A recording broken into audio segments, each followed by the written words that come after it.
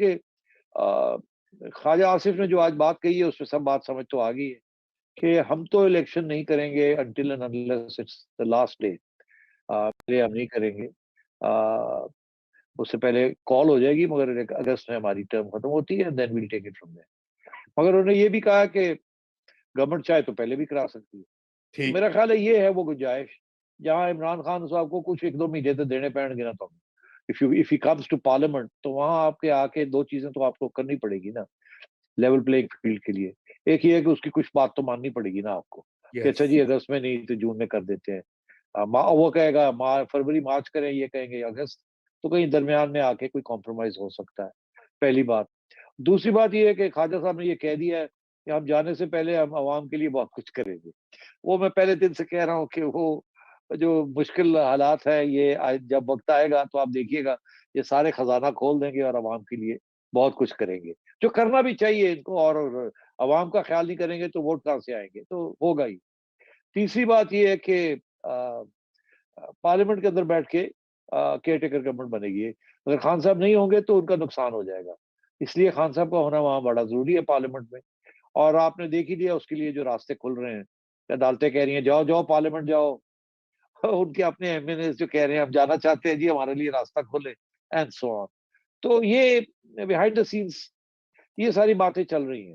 और this is why Khan साहब is confused. अभी तक लॉन्ग मार्च जो है उन्होंने ये सोचना है कि क्या लॉन्ग मार्च से कुछ मिलेगा उनको या नहीं मिलेगा। तो इसलिए मेरा ख्याल है कि this government is sitting pretty, it's quite confident, control हो चुका है इस वक्त। स्टेबलाइजेशन इसहाक डार साहब के आने के साथ नजर तो आ गया है ना कि there is generally a vote of confidence. वो आज एक दो दिन में जो 1-2 रुपए का डॉलर बढ़ा है, it's neither here nor there. Dar sahab if you know डार साहब, वो अपना पूरा वादा पूरा करेंगे। वो और गल है कि कोई थोड़ा बहुत इधर उधर पठाना गोल हो जाए एक स्पोर्ट्स का, मगर वो short term, that doesn't matter. वो छोटी मोटी बात है, 1-2 महीने की बात है। बाहर में अभी ये बिल्कुल डार साहब विल डिलीवर, इसमें कोई शक ही नहीं है। और उसके बाद जो है वो देखा जाएगा क्या होता है और क्या नहीं होता। But I think basically Pakistan is going to go out of this trouble right now. अभी सिर्फ एक इशू है खान साहब। अब खान साहब जो है वो उनको कौन एडवाइस कर रहा है कौन नहीं कर रहा, क्या वो मार खा के आएंगे सही रास्ते पे या लड़ते ही रहेंगे और हील गो डाउन फाइटिंग।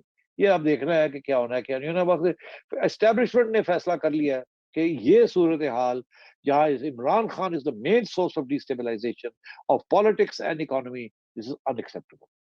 ठीक। सोलंकी मैं साहब। सिर्फ सिर्फ एक बात करना चाह रहा था, उस पे अगर आप तबसरा करें तो जरूर करें।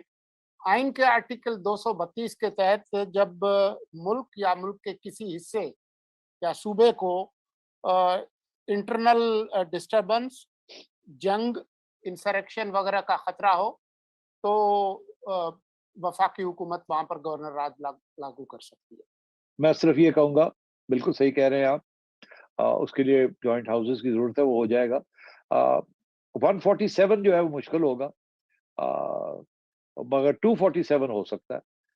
आर्टिकल्स मिल जाते हैं, इसीलिए चीफ सेक्रेटरी को बुलाया था कि गवर्नर्स, और मैंने कहा ना गवर्नर अभी तक लगा नहीं, लग जाएंगे। तो ये सारी चीजें जो है ना देयर इन द पाइपलाइन।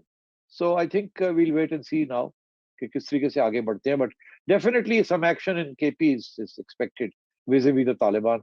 वहाँ अवाम की आवाज जो है वो जीएचक्यू में सुनी गई है और उसका रिएक्शन आएगा। जी।